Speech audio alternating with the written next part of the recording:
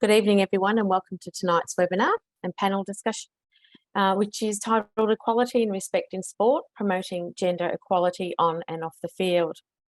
My name is Sally Jones and I'm the General Manager of Community Strengthening at Kingston Council, and I'll be facilitating tonight's event. So I'm going to start by introducing the Mayor of the City of Kingston, who's Councillor Hardy Saab, to open tonight's event and to provide an acknowledgement of country. So thank you, Mr. Mayor. Thank you so much, Sally. Hello, everyone. Thank you for joining us tonight. And thank you for joining us on specifically this Respect and Equality in Sports webinar. I'm glad that we're doing it online. It makes it a little bit easier for people to join from all over the place. The City of Kingston proudly acknowledges the Bunurong people of the Kulin Nation as the traditional owners and custodians of this land. We pay our respects to their elders, past, present, and emerging, as well as any Aboriginal or Torres Strait Islander community members who are joining us online today. I apologise for the background noise, if you can hear it as well. Council acknowledges the Bunurong's continuing relationship to the lands and waterways and respects that their connection and spiritual identity is maintained through ancient songlines, art, dance, and living culture. Council pays tribute to the invaluable contributions to the Bunurong and other Aboriginal and Torres Strait Islander elders who have guided and continue to guide the work that we do. I'm calling in specifically from Bunurong land, so please feel free, I guess, in the chat to let us know where you're joining, what lands you're joining in from today. Kingston is hosting tonight's webinar and panel discussion as part of our support for the global 16 days of activism against gender-based violence. In our council's decision, we strive to create a safe, respectful and supportive community that is free from inequality and violence.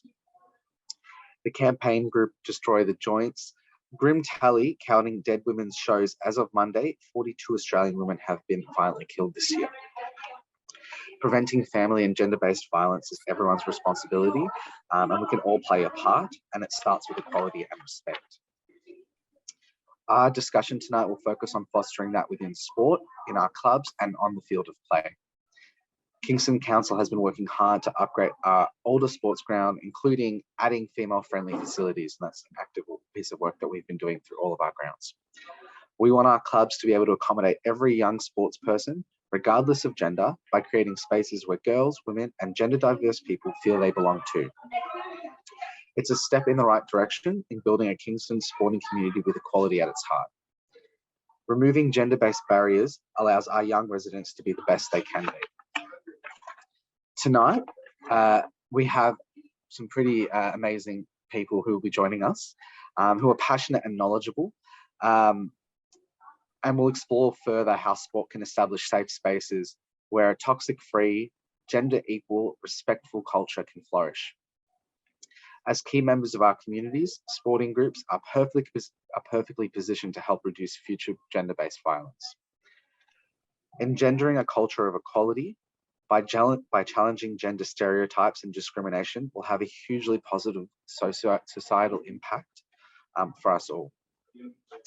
AFL player and our Watch ambassador, Ben Brown, and gender equality advocate and our Watch ambassador, Hester Brown, are our keynote speakers tonight, so thank you for joining. They'll also be joined by roller derby world champion and our Change Our Game ambassador, Lauren Foote, and Mel Jones, commentator and former Australian cricketer. So thank you both as well. So please join us after the panel discussion for a quick Q&A. I think that's a really good part of what we can achieve in this. And when you switch off later, don't let that be the end of this really important conversation. Keep the issue alive in our clubs, schools, workplaces, and homes. And I hope that you can take some of the discussion that we hear tonight back to wherever you are joining us from. So I guess now to get things underway, I'll hand back over to our facilitator for this evening, Council's General Manager for Community Strengthening, Sally Jones. And thank you for indulging me and enduring, I guess, some of the background noise that I've got going on. But I look forward to listening to the panel really and hearing some of the questions that come out from our community group. Thanks, Sally. Thanks, Councillor Saab.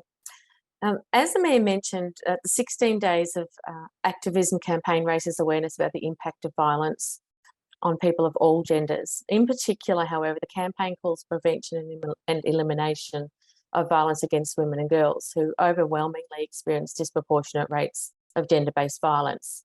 So our aim tonight is to bring together young people, sporting clubs, other clubs and organisations, community leaders, teachers and parents to understand gender-based violence and what it can look like in a sports setting, learn about the valuable role sporting and other clubs can play to promote equality and respect, and discuss how we can all promote gender equality on and off the field, and hopefully how to start that discussion where that needs to happen.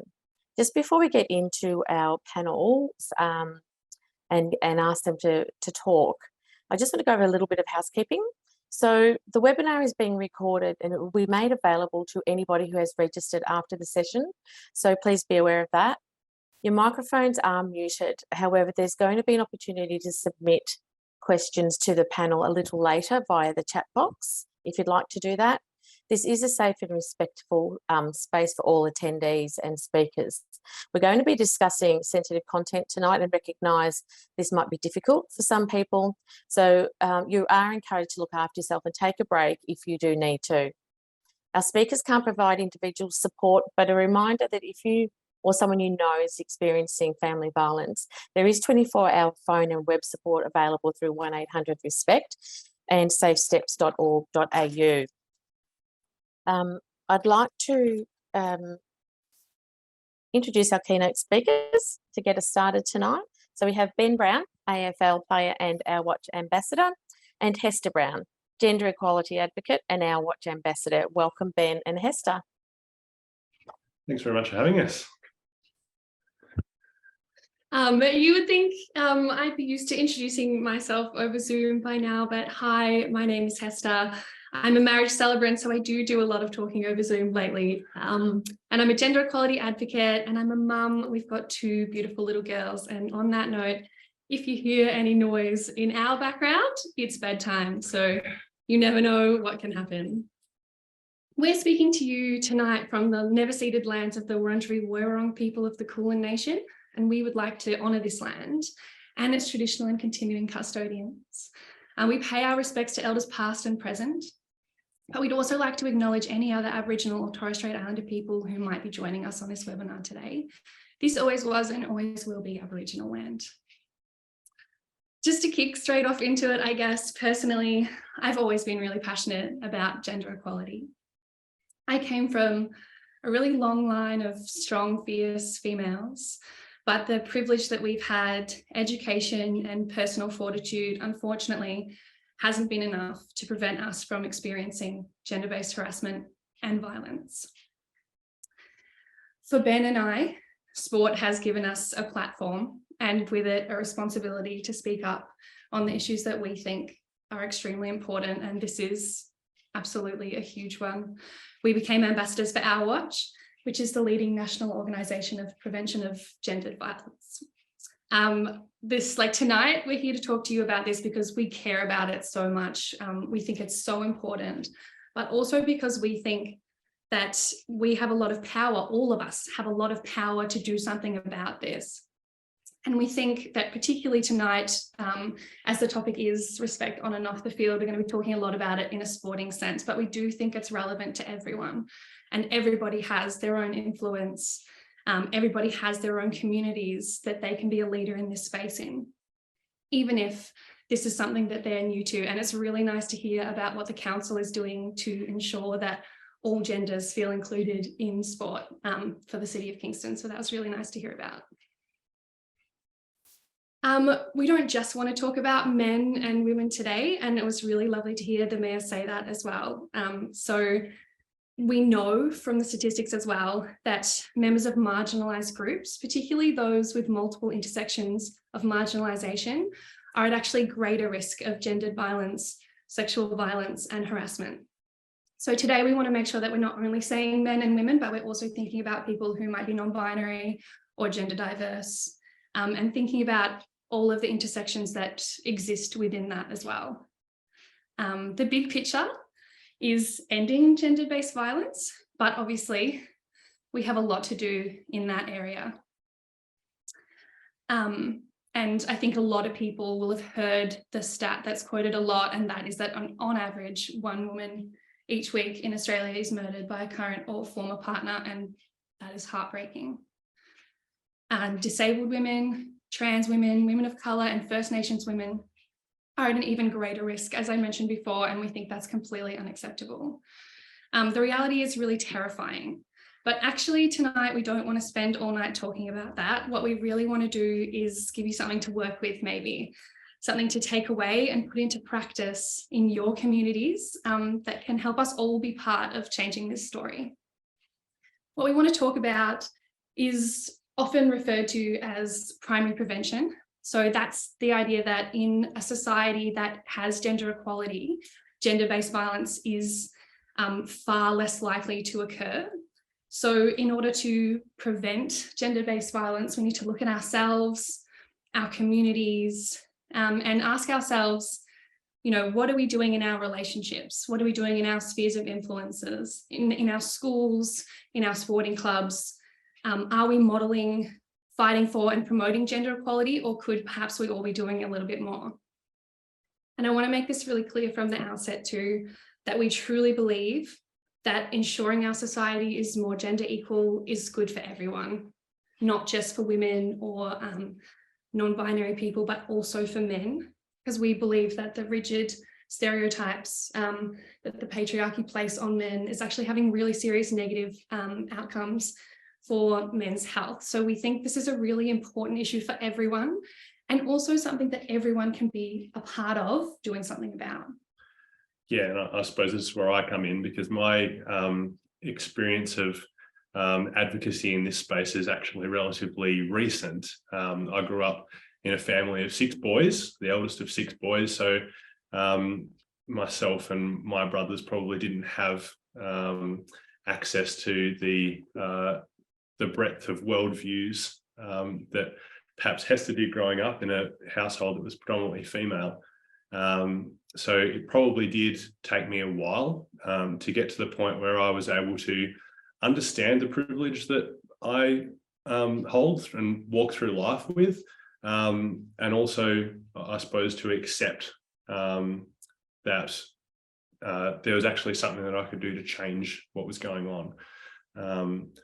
I remember looking back, I actually did have opportunities to see these privileges, the privileges that I had growing up, particularly in a sporting sense, but probably didn't seize them as well as I would have liked to had I known what I do now. I tell quite regularly the story of a girl, we'll call her Lily for tonight, that I grew up playing football with. She was quite tall, quite big, bigger than me, and this is in primary school. I used to play primary school football against Lily, and I remember primary school finished, and there was a big back page spread when we were on our way to high school. It was about the fact that Lily didn't have a place to play football. She loved her football, couldn't get enough of it, and was better than a lot of us boys at that point in time. But she didn't have a place to play. This is in Devonport in northern Tasmania. And I remember at the time thinking, oh, that's horrible for Lily. But I suppose just through a whole number of reasons, probably just put it on the back burner. And at that point, I kind of thought to myself, or 12-year-old me thought to myself, this is such a big problem. There's nothing I can do about it. And you know, that sucks for Lily, but this isn't something that I have to deal with. It's not my problem. Looking back now, I can almost see the follow-up back page article of a group of 12-year-old boys like me coming out up in arms that Lily couldn't play with us, couldn't go on and play with us. She didn't have a place to play football, something that she loved to do. And I think that is the kind of world that we're moving towards. We've obviously still got a lot of work to do to get to that point. But that's something that I wish I had done back then, that I wish that the structures that surrounded me through that time supported me to do better. And I suppose that's where we move towards the concept of AFLW that's come in recent years. For those who aren't aware, AFLW, the women's national competition, began about 6 or 7 years ago. And I absolutely love being involved with it. Melbourne Football Club has a side that I love going to training and helping out with the players, and they're all so incredibly committed to what they do, as professional as they can be, as semi-professionals as they are currently. But what I probably didn't understand when the inception of the AFLW came about was the impact that it would have on wider society. And I think this is something that we can take from the inception of the AFLW, is that problem that I thought as a young person was too big and that I couldn't do anything about. We all have our own spheres of influence. We all have opportunities every day to make change in this space. The AFLW came about, and you saw a 200% increase in young girls participating in junior football programs. You suddenly had young girls going along to training and not only playing with the boys, but having their own football teams. And with that comes, I suppose, a level of respect that probably wasn't given to young girls when I was growing up in these programs, not only from the boys in these programs, but also suddenly there start to be pathways open up for girls who are going through these junior sports pathways. Not only that, those pathways opening up, but suddenly you have coaches and administrators who are interested in, or have an interest in, ensuring that these girls are able to live up to their potential. Not only that, have safe and inclusive places to play their football. So that for me is the power of sport. That's what, that is just one of the things that sport can do. And that's really exciting that things are changing. As I mentioned before, we have 2 daughters, and if they want to play sport, I hope that they don't have to hear things like sports for boys. I hope that they don't ever get told that they run or kick like a boy as an insult. I know that they won't be forced to give up sport like Lily was at age 13, but I hope that beyond that, they can find clubs that are committed to supporting them and make them feel included and provide them with the right sort of environment for them to sort of prosper and really enjoy their interactions with sport. But when I was pregnant, I was told by many people that they hoped I would have a son, or if we had a child, would he be a future ruckman because he'd probably be quite tall? And they'd say, you know, hopefully he takes after his father, as if any child being like me or being born a girl was such a terrible thing. And when there was no son, we heard plenty of, oh, you'll have to try again, or was Ben disappointed? And honestly, I've never been more grateful for the amazing non-male sporting icons that we have now. You know, we have the AFLW, like Ben was saying. We have the Matildas, Ash Barty. We have more diverse commentary teams like Mel. And it's great to see. And that will provide something for, you know, kids like ours who really truly can't be what they can't see. And the same thing goes at lower levels too. When you have, you know, if it's a netball team, when you have a senior team that the younger team can be involved with, then they can see their achievements. They have something to look up to.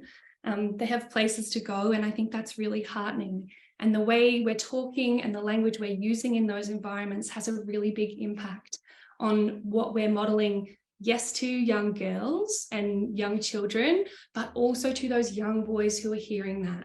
If they're not hearing that kicking like a girl is a bad thing, then they're not taking in that message that being a girl is somehow less than being a boy. Being anything other than non-male is a step down, is, you know, you're less fast, you're less athletic. If we're not selling those messages, if we're thinking about what we're saying, if we're providing opportunities and safe spaces, then we're going to be moving in a better direction for everyone. And I think that comes back to the why for us. And the why for us is being able to provide opportunities for everyone, no matter who they are, whether they're born a boy or a girl or how they identify, we want everyone to be given the opportunity to thrive. And I think this is where it comes into what can we actually do about this? And I think sometimes the barriers for particularly men, but for a lot of people, is holding these values, but not exactly knowing what to do when they hear something that's a bit not quite right in the workplace, or they hear one of their friends say something that they're not comfortable with. What changes can I actually make? What can I do in those situations? I think the first thing that's important to say is that you're not going to get it right every time. And it's not about getting it right every time. It's about doing your best in those situations, and reflecting and growing and listening and learning to the people around you as well. That's been super important for me. I've listened to Hester's stories that she's told me about growing up, being harassed on the street. And these kind of things, really helped me to understand a little bit better the lay of the land, understand walking in someone's shoes that aren't my own. I think that was super important for me in learning about this space. When you hear things that you're not comfortable with, when you hear someone, with negative or unhelpful attitudes and behaviors, make sure that you call those things out. And it might not be standing on a table in front of a room full of people and pointing and yelling at someone. It might be taking that person aside after the conversation's happened and having a frank discussion with them. It might be that you don't confront that person personally, but you might go to a person who you do feel comfortable about and have that conversation with them. And a lot of the time I've found that when I've raised these points with other people, I find that other people are often feeling as uncomfortable as you are in these situations. And if we stay silent in these things, we don't actually realize that that's the case. But I think it was great to hear.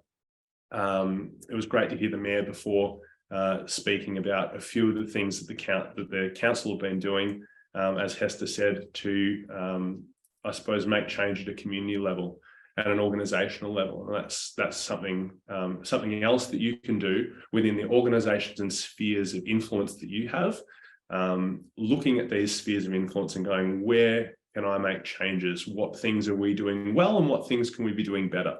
A few of those things that I've written down here, for example, sports clubs, looking at equality of ground access. What are the playing times that your junior girls teams are getting as opposed to your junior boys teams? Are they having to rock up at 7 o'clock in the morning and play, and the boys always get the better time slots? What are your dressing room facilities like? What's your access like to club facilities? And for businesses as well, looking at access to resourcing, the kind of language that you're using, and that goes for sports clubs and businesses. Do you have pay equity within your business? And if not, why not? Do you have diversity in leadership positions? And that's not only looking at male-female diversity, it's also looking at other forms of diversity. Do you have all genders bathrooms? What are your hiring practices? All of these things are things that we should be looking at and reviewing as we go on. And that's something you can do whether you're in a leadership position or you're not. You can challenge your organization or your sporting club to do better.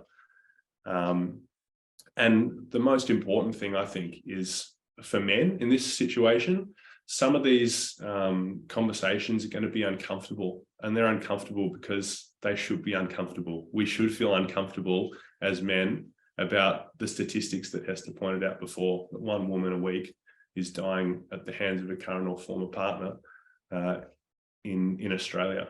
It's heartbreaking, and these conversations are going to be uncomfortable, and they should be. And we can't leave this work to women because they've had to bear the brunt of it for too long. And it's time that other people stood up and started to take on some of that burden.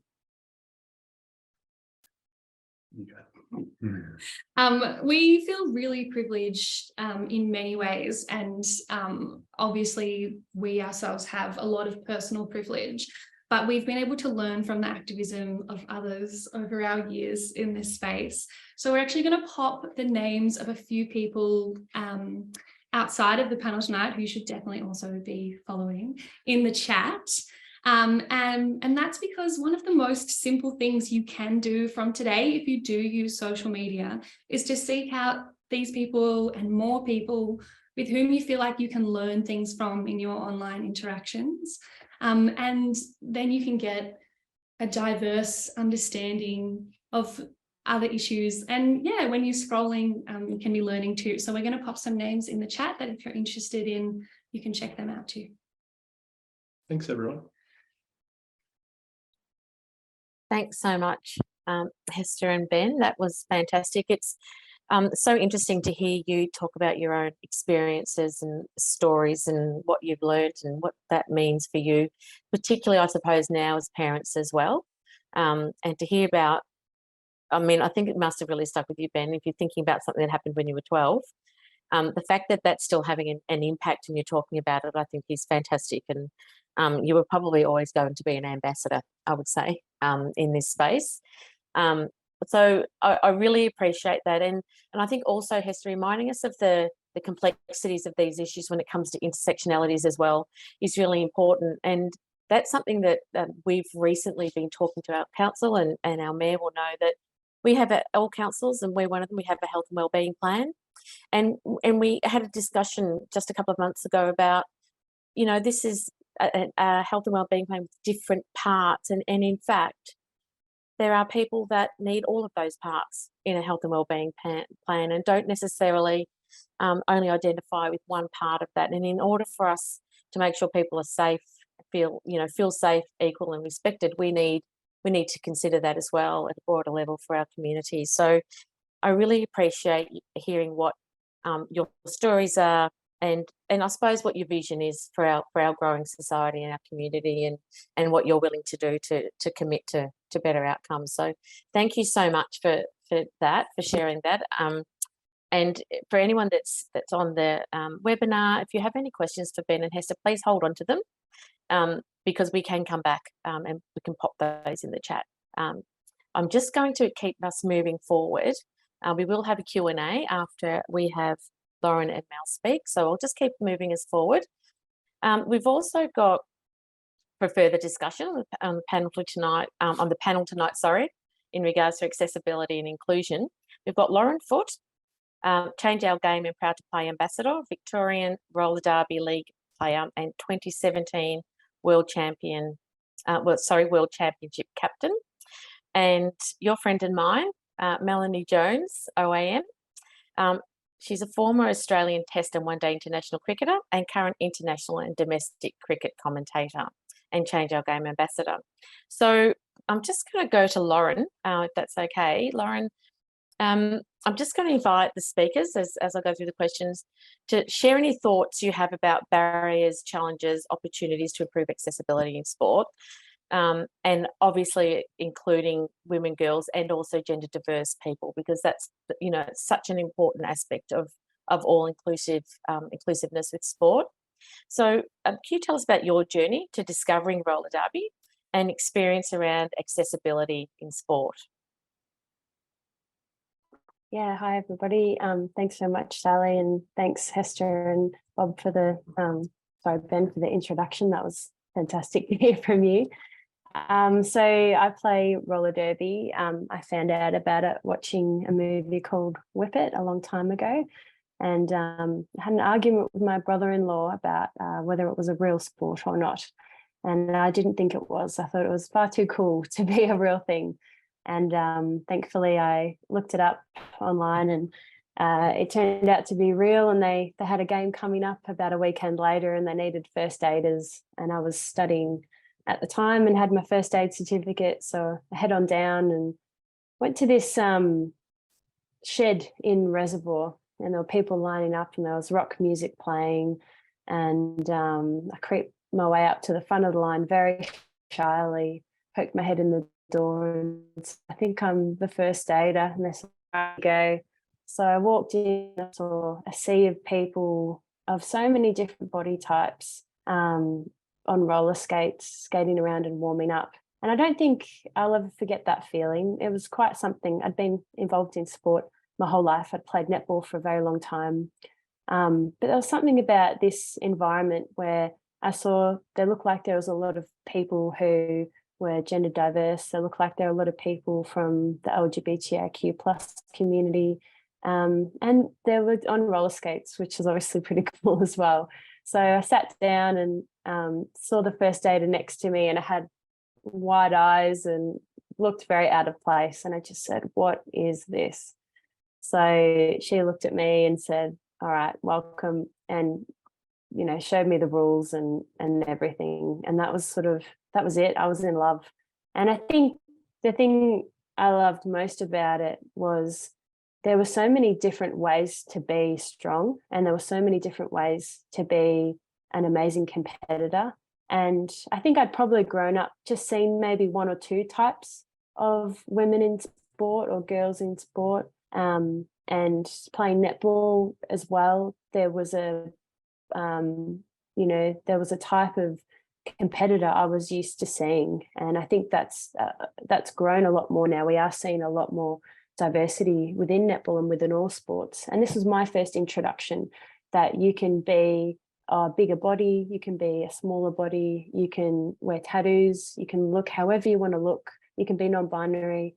And it was a sport that had its history rooted in women. And that I thought was kind of cool. We weren't adapting anything from a men's sport. So I instantly fell in love, and I went along to my first session the next day, and started, it took me a little while to learn how to stop and things like that, but I started to improve my skills, and along the way started to join some of the better teams within Victoria, and then got invited to join our representative international club. I guess for me, some of the barriers, like many women in sport, was that it was completely self-funded. So at the time, my brother, who's a few years older than me, and we're very similar, he played AFL, and who knows what would have been had that been an option for me. He was playing like football. I don't know what that means, but kind of average, like it's not elite. It sounds like it's an okay level, and he was getting like $500-600 a game, and I just couldn't believe it. I was like, what do you mean you're getting money to play local football? I just didn't understand, because here I was buying a ticket to go over to America to a world championship, and I was having to scrounge my pennies and look under the sofa and do everything I could to be able to travel and compete. So I guess for me, accessibility is probably around not everyone can afford to play my sport at the top level, even if you're really good. And we have had athletes come through, and maybe they are less advantaged than I am. My privileges was that I did a degree or two before I found roller derby. So I had a job to sort of fall back on that was able to pay my way, and I was, able to reach the top level and afford to be able to go. We don't have access to a sporting ground that's supported by government. It's privately sort of supported, so slightly different to other women and girls, but I think in terms of that fair access to a sporting ground and having sort of gender equal options, I think it's really great that councils like Kingston are looking at all women and girls and all marginalised genders who want to play sport. I was lucky enough to be at the Kingston event on the weekend called Roll for Respect, and they put on an all gender roller derby game in the name of respect against gender-based violence. And it was just amazing. I know the mayor was there and he can speak to that, but it was fantastic to see this team representing equality, representing strength, who rock up at Springers, a few times a week and get on their skates and train. It just really represents local sport for me. It represents community. And it was great to be able to coach my team to victory as well. I'll throw that in there. So yeah, I think for me it's about Access means a lot of different things. It's being able to see that someone else is maybe doing what you want to do. I didn't really have a lot of like sporting heroes that I looked up to when I was a kid that looked like me. So it feels kind of awesome that I can perhaps be that visual for someone who's thinking of maybe giving roller skating a go, even casually, or perhaps at an elite level. So for me, yeah, it's visibility, it's access to spaces, and it's sort of equal access. And I like what was said around when you see, you know, boys and girls either playing together at a young age, or little boys now I see wearing Sam Kerr sort of t-shirts and whatnot. It really kind of blows you away and makes you think, oh, maybe we can do this. Like maybe there can be a world where we just look at soccer players and footy players who happen to be from different genders. So I think it's multifactorial, but some of the big things that stand out for me with this accessibility. That's fantastic. Thanks, Lauren. I have this vision of you sort of rocking into a shed and watching everyone saying, oh, I'm going to come back and do that. That's fantastic. Thanks for sharing that. And for anyone, we have Q&A coming, so I suspect there might be some questions coming your way. I'm just going to keep moving forward, and I'll introduce Mel. Well, I've introduced Mel, but Mel, a question for you, because you know you've played cricket at the highest level, and you're also now a commentator. So, can you touch on your experience in both of those, either or, and the opportunities sport offers to challenge the common barriers that we're talking about to equity inclusion, and whether you have any stories or anything you'd like to share in regards to some of the challenges you've had there. Yeah, thanks a lot, Sal. And stories, you know, I've always got a story or two to tell. I will start with Ben. I grew up with 6 siblings, particularly boys. Back in the day when I was playing cricket, I would have been just a pig in mud. That would have been absolutely my absolutely favourite sort of backyard stories. And I get very homesick and very jealous of everyone that's on Wurundjeri country as well, because I've just recently moved to Sydney. So I would like to acknowledge that I'm on Gadigal land at the moment and pay my respects to elders past, present and emerging up here as well. For me, I think what it all boils down to, Sal, and everyone listening in, is language. And I never coveted the job of being a cricket commentator. It was by sheer happenstance in so many different ways. I came from a very male-dominated sport. The history, like Lauren was sort of saying, for roller derby was predominantly rooted in women.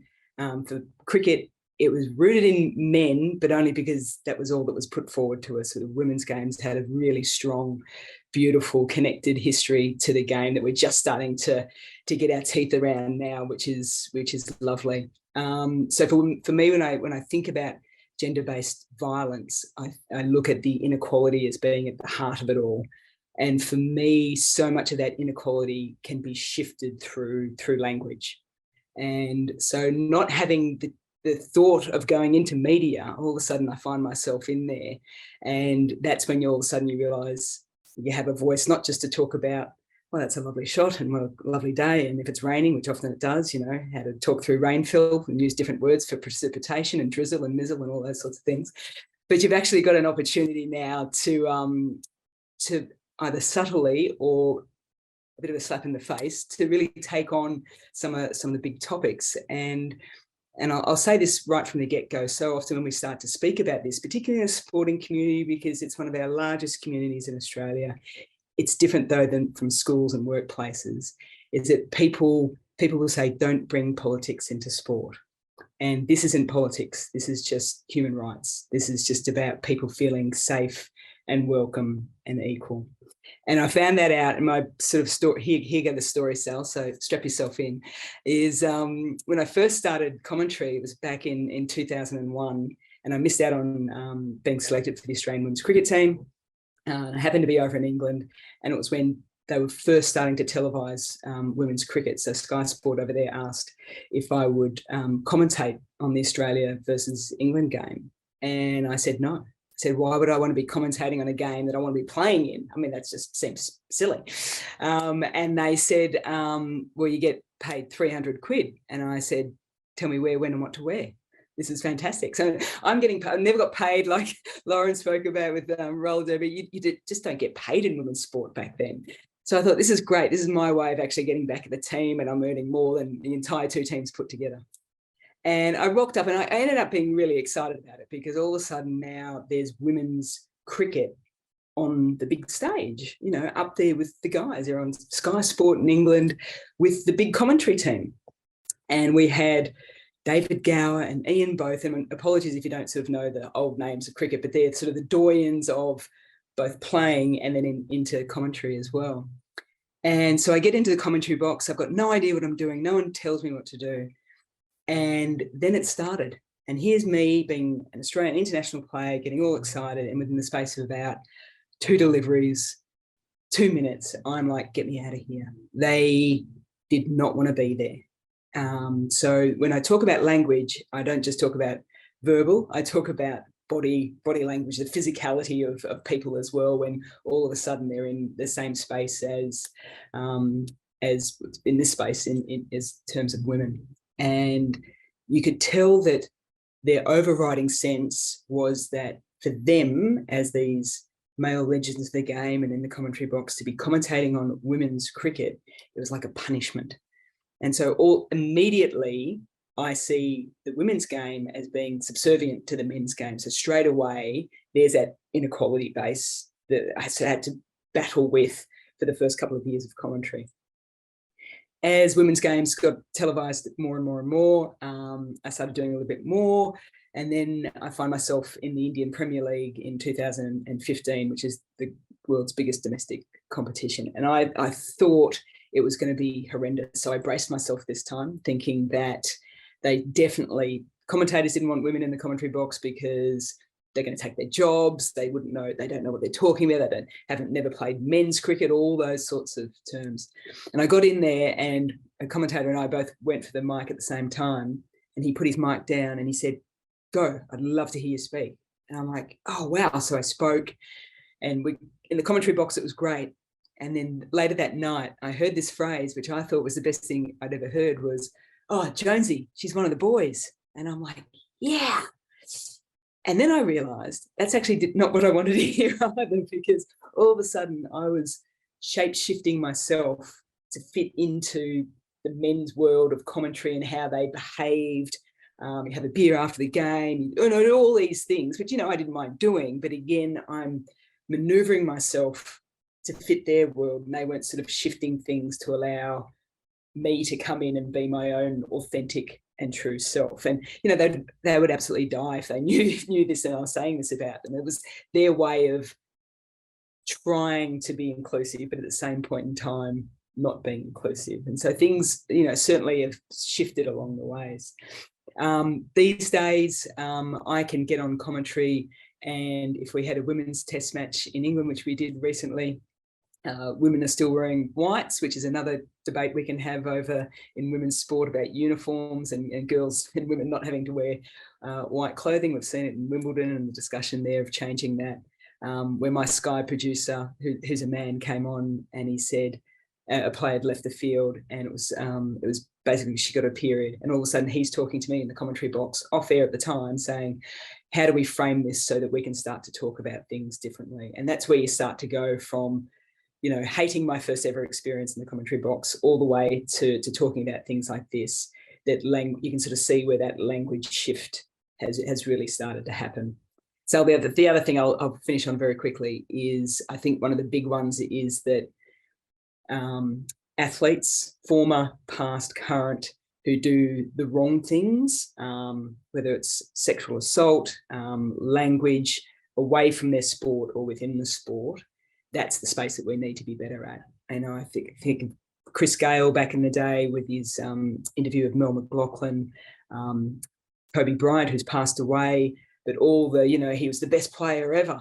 Yet we forget the fact that he had a sexual assault case against him. So all the phrases of, oh, it's just his way, or he's a good bloke though, oh, but what a great player, they would be the things now that I would love to challenge people on air and off air within the club space. If things like that happen, to say, well, is he a good bloke? What does it matter if he's a great player? You know, it's his way. Should that be the way that we treat people within our club space, within the commentary box and the like as well? So I'll say that things have changed a lot over my time, but we need to be braver in the conversations now to allow people to be a little bit uncomfortable, exactly like Ben was saying there, and allow space for our new allies to come in, because I know there's a lot of people out there wanting to do the right thing and be there for people. The next step is trying to provide them with a space where they can, I trip over daily on air. So we can trip over, but I think if we can keep tripping over together and lifting each other up, I think we can really shift this space forward quite a bit. Thanks, Mel. I knew there'd be a good story or two in there. Thanks, and look, thanks to our speakers. I mean, you know, there's so much we could unpack. I'm sure we could be here for hours, but I very much appreciate you sharing those. And they, you know, sometimes these are quite raw to hear from people that are maybe not used to listening to the stories, and sort of see you one way, see you as athletes, or, you know, see you in one way only. And it's really good to get to, you know, all of the other your points of view and your vision and stories as well. So thanks for that. I just want to quickly, if I can just, Lauren and Mel, just very quickly, do you have any examples, sort of local, state or national level sporting clubs and organisations, in how they're going about gender equality, creating gender equality and safe, equal, respectful clubs, but that includes boards as well. So do you have any examples where there are, you know, standouts in regards to clubs or boards, for example, that are actually moving these issues forward, talking about it, increasing their participation, and maybe not just because they feel that they need to address this as an issue, but maybe because that's what they want to see and they want to be seeing as the difference. We only do have a couple of minutes, but I'm really interested in if you're noticing that, or if there's any standouts for you, because, you know, there's things that can be learned from local government as well, but there's things that can be learned from everyone about who's doing it well. I might jump in really quickly. I love the fact that a couple of years ago, the state government mandated 40% women on boards for our state sporting organisations, and they gave them a period of time to sort of get their acts together to get to that level. And I'm going to put my hand up and say I wholeheartedly, hand on heart, love mandates like that if there needs to be a shift. We've had 2,000 years of the world being a certain way, and if all of a sudden for 5 years we just change things up, get us back on track into a way in which we do have more voices at the table, I am 100% up for that. And what it does, it allows a shift in the stereotype of women in roles too. So at Clubland, I'm in a club, I'm at an all women's club. So it's probably a little bit different when I look at mixed clubs and men's clubs. You know, you don't want to always see the women being at the canteen and uniforms and those stereotyped roles. So if all of a sudden it does come in and it's mandated at 40%, you start to actually, because believe it or not, there's intelligent women out there. They're there. You just got to open up your doors and allow them in. And then all of a sudden you can start to see the shift and have that mix of voices across the president, the treasurer, and the like. Yeah, and just to add, I think to what Mel's saying is we know that often women don't, and other marginalised genders don't apply for a position unless they have every single criteria in the job description. You can kind of bring in people with you. So as I think, you know, Hester and like Ben was saying earlier, if you have your circle of influence, if you put a call out, or we need someone to be the treasurer, or we need someone to be the president, tapping someone on the shoulder and saying, hey, I can support you, I think your voice would be really valued in this space. I think that's how change sort of does occur. In terms of, you know, you said what sports are kind of doing well at this, or are there some examples? I think a lot of the ambassadors would change our game. We've had the pleasure of like speaking at a number of events. So clubs either at like a grassroots or elite level might have applied for a grant to have some of these change initiatives on a perhaps a participation day or a club celebration day. There was a skateboarding event I got to be a part of, and we had this panel of, myself and Monique Hanley and this young 14-year-old who was just a gun skateboarder within the local region in Sorrento. And there were so many teenage boys sitting in the crowd that wanted to hear what she had to say. And that's just incredible. So these sorts of events, and I think some of the grant schemes available through the program, they can help these events happen and slowly change those attitudes and beliefs, bring in parents, bring in local members to step up into leadership positions alongside larger initiatives like trying to change board quotas and CEO representation and things like that. Thanks, Lauren, and thanks, Mel. That's fantastic. I'm just going to introduce Samantha House. So Sam is the Preventing Family Violence Officer at Kingston Council, and Sam is working very hard on this campaign and has been putting a lot of information together and events for Kingston. So Sam, just over to you. What do you think some of the ways local sporting and other clubs and organisations in Kingston, and we have some people from Kingston listening in, can engage and work with council in this space? What can we offer to assist them? Thank you, Sally. Hopefully my audio is coming through okay there. Just bear with me while I bring my screen up.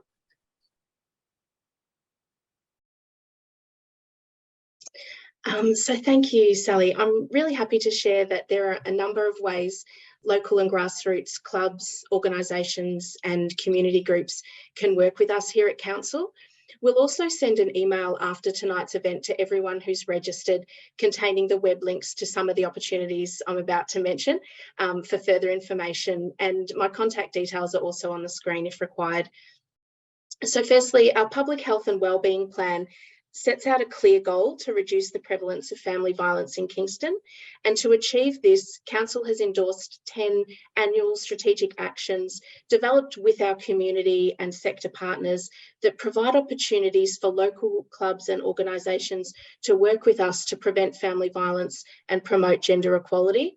So for example, we can support your club through facilitated training workshops, events and campaigns, including bystander training, masculinity and health workshops, or participation in the 16 Days of Activism campaign, for example. Or we can work with your club or organisation to develop and deliver place-based projects, programs or initiatives in your area, responding to community need and co-designed with you. Secondly, Kingston Council has an annual grants program, which provides an opportunity for eligible community groups and organisations to seek funding assistance from Council to address community needs, support initiatives that increase community participation, development and inclusion, and assist Council to deliver on its identified priorities and strategies like those I mentioned earlier in the Public Health and Wellbeing Plan. So applications for next year's annual grants program open from the 30th of January. And then Kingston has also developed a series of free digital and hard copy primary prevention resources. So these include posters and social media tiles that are available in English and other languages that promote equality and respect. And lastly, another idea is that your club may also wish to engage ambassadors like those that we've heard from tonight from Our Watch or the state government's Change Our Game ambassador program or similar. So we can certainly help connect your club or organisation with these ambassador programs. So feel free to get in touch. My contact details are on the screen if you'd like to chat further, and I'll hand back to you, Sally. Thanks, Sam. So for anyone in Kingston, any of our clubs and sporting clubs or groups in Kingston, please feel free to contact us. This is a really important initiative for our council. Our health and wellbeing plan is such an important document, but apart from that, the actions that come out of that, the changes that we want to see in the community is what we're stating in that. So it's really important for people to know what's in there, and to make sure that, we're partners in that. It's, we're partners with the community. So please have a look at our health and wellbeing plan and contact us. Before we move into Q&A, and I will let the mayor has a couple of questions, but before we move into that, I've got a rapid fire question for our panelists. You can only, I'm asking for one point from you all. So we've talked tonight about gender drivers of violence and what this looks like in a sport, generally in a sports setting. We've discussed accessibility, inclusion, and how local clubs, can promote gender equality. And from our perspective, that's to try and stop it before it starts. This is what we're trying to work towards. So from your perspective, I'm going to ask each of you, what's one key action that a local club or club member listening in tonight could implement to begin making their club or organisation safer, more equal, more respectful and inclusive for all members? Understanding there are some clubs that will be already working really hard towards this, but for our clubs that are, looking to get this started and to start the discussion, what's one key action you think that they could do? Anybody? Yeah, I'll kick off. I think I obviously mentioned some before in the chat that Hester and I had, but I think the most important thing from my perspective you can do is listen to the women who are in your sporting club and get more women into decision-making positions at your club. That's not only women as well. That's people of cultural diversity or, gender diversity, trying to engage these people, because that's when you actually hear ideas that may be different from those you've heard before. If you've got the same kind of people in the room, you'll generally have the same kind of ideas come out. So that would probably be the number one thing for me. And I suppose just further to that, while you're having a look at the roles that women and non-binary people play within your sporting organisation, have a look at how much you're paying them, or how much, if it's volunteering, how much of a thank you they're getting, how much respect they're shown. Whatever it is that they're getting back, have a look and see, is that equal? Thanks, Hester. Lauren, Val? I'd say if you're at a club at the moment and you don't have a lot of women there to start with, have a look at why that's the case. And often it's some really simple things in the way in which you promote your club. So if you look at the website and you've got to scroll through 10 tabs to get to your women's program or your girls program. If it's hard to find that, if your imagery is just blokes and men all the way through and boys all the way through, and again you've got to get through to page 3 before you see a different type of face, that's a no, isn't it? As soon as you click on, or you go down to the club and you walk in and you see the honour board and it's all the men since 1962 and there's nothing about the women. So that first visual, you only get one chance to make a good first impression. Make that first impression one that says we are open to everybody, not just to this certain person here. Thanks, Mel. Lauren?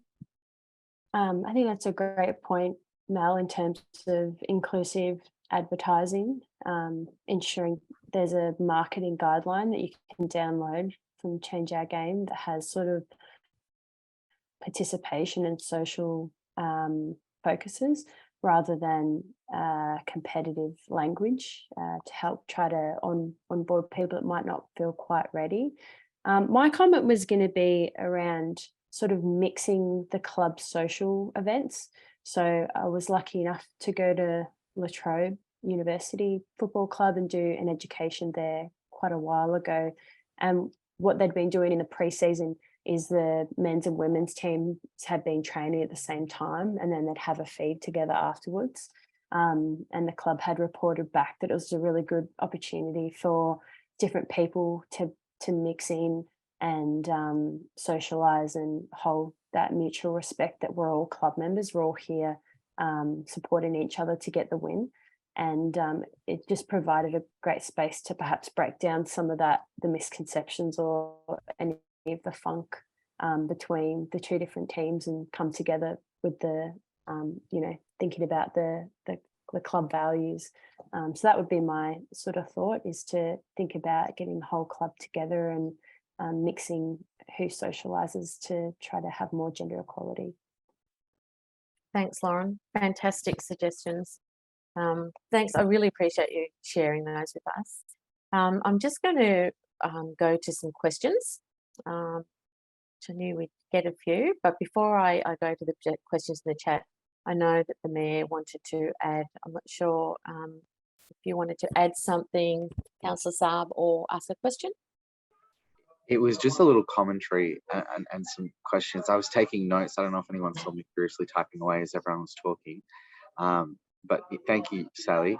I really appreciated the comments from Hester and Ben about what council and officers and even local sporting clubs, and this last question you've just asked as well, Sally, really valuable, the inclusive advertising as well. I even noted earlier when Ben was talking about ensuring equality and things like times of play, I think is something that we've been really looking at as well at council, and is a really important part of this whole notion of equity. But I wanted to talk a little bit maybe about decision making, so at a very small scale, about what we need to do in council when we make these decisions, is ingraining gender equality in all of our decision making. We went to a tour just recently of a new build that we were doing.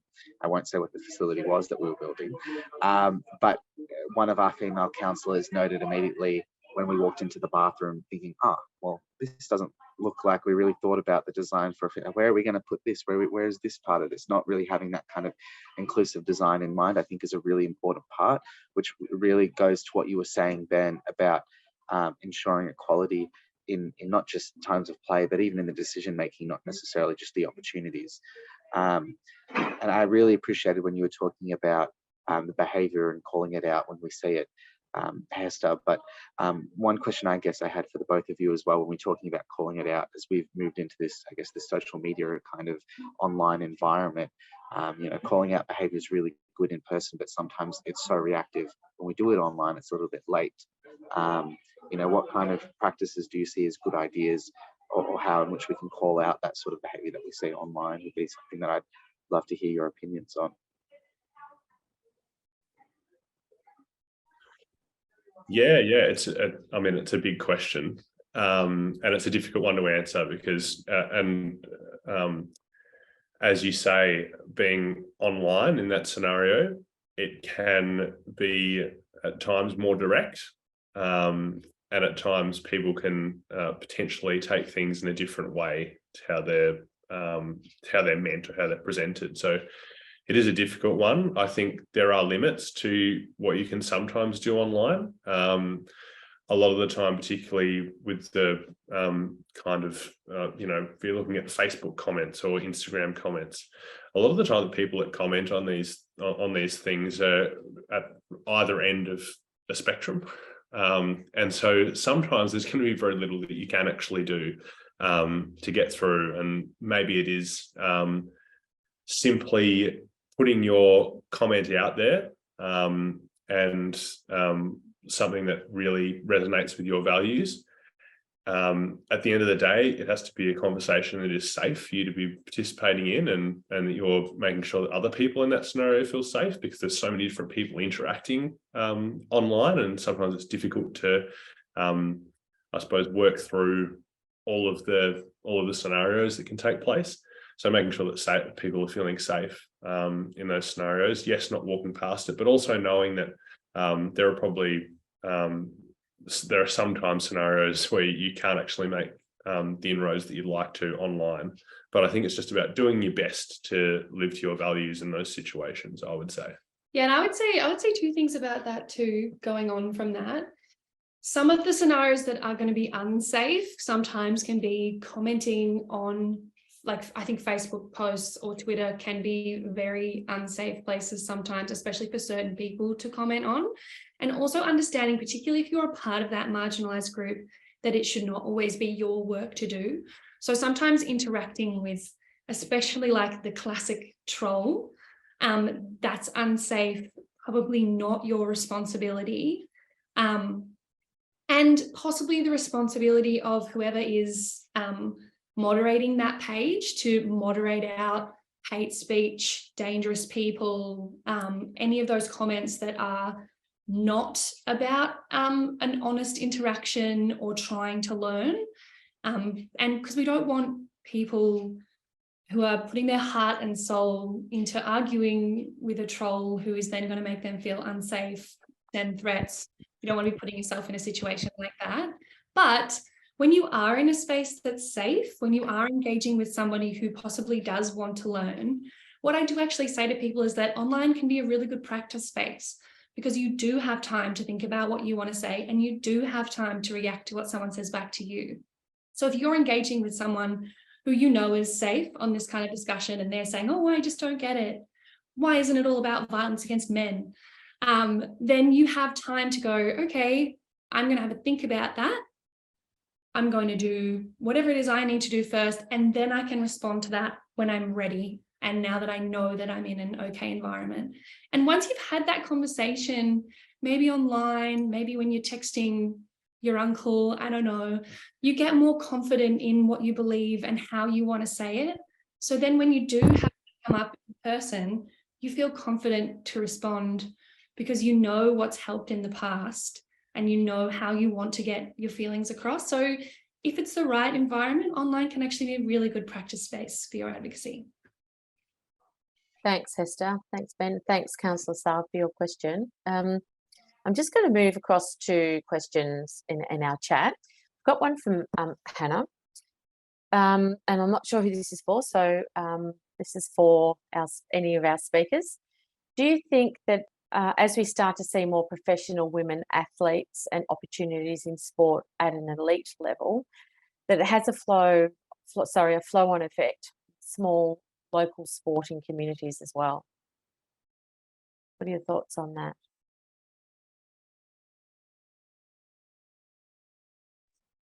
100%. And I think one of the things I noticed, I used to work at a cricket store called the Greg Chappell Cricket Centre way back in the day. And I used to have young girls coming in and they'd look at equipment and they'd go, oh, there's nothing for me here. And I'm like, oh no, this one here, that'll fit you. And they'll say, yeah, but that says it's boys or, you know, small men's. And so that, again, I'm going to come back to language here. And so they'd walk in, they'd be hesitant to start with because they'd never really seen a lot of women play. And then they'd get into the shop and then everything would just be about guys all the time. And so now all of a sudden, Elise Perry has a new range of equipment out. We've got all these different women coming in, whether it's a new football boot that, say, Daisy Pearce has, all those sorts of things. Then all of a sudden, both the boys and the girls are coming in and saying, I want Elise Perry's bat. And that is because we have all these wonderful women doing amazing things, athletic things in a sphere of sports. And what it also does, it takes away the angst and nervousness, I think, for parents wanting their young girls to get involved in sports. My mum didn't want me playing AFL football when I was a kid because she thought I was going to get hurt. Likewise for cricket, so I had to lie and say I was playing netball. So all those sorts of conversations now don't probably happen as much, where mums and dads are like, AFL foot, off you go, you know. So, and that's because the space has just changed exponentially over the last sort of 5 or 6 years. Thanks, Mel. I wanted to thank everyone for their honesty and the questions as well. We're fast running out of time. We've got about 4 minutes left. And it went just like that, of course, as it always does in these great discussions. So thanks to everyone for joining us tonight. I want to particularly thank our speakers, Ben, Hester, Lauren and Mel, for your time and for sharing your expertise and experiences. They're so very valuable. And I always go back to thinking, you know, you have a profile and you're doing fantastic work, but some of your experiences are exactly like the rest of us growing up and some of the challenges that you've had. It's great. It really is great to hear what you've done and what your vision is for the future in this space. So I just want to say, to keep the dialogue going, keep an eye out for our 16 days of activism activities across Kingston. We've turned a Kingston City clock tower orange every night through the campaign. Several of our prominent sports grounds are stenciled with this year's campaign theme, which is Respect Women, Call It Out. We have special storytime sessions happening at our libraries, featuring books that promote equality, respect, diversity and inclusion. There's nothing like telling stories through story time. So that's a fantastic option. As Mel knows, libraries are a love of mine, and learning is so important for our young people. We want to invite you to think about what you'll do to support your club, organisation and community to promote equality and respect. And if you want to pop anything else into our chat, please do so and we will get back to you. You'll receive a recording of tonight's webinar and a post-event survey, which I hope you'll be able to complete to help us out. And a reminder, again, that help and support is available if you or someone you know is experiencing family violence via 1800-RESPECT or safesteps.org.au. And lastly, preventing gender-based violence is everybody's responsibility. We all play a part in promoting equality and respect on and off the field, reducing the prevalence of gender-based violence and stopping it before it starts. So thanks again, everyone. Thanks for giving us your time. Thanks to our speakers for coming along and joining and sharing your experiences. We're really grateful. Thanks, everybody. Thank you, Sam, for putting tonight together.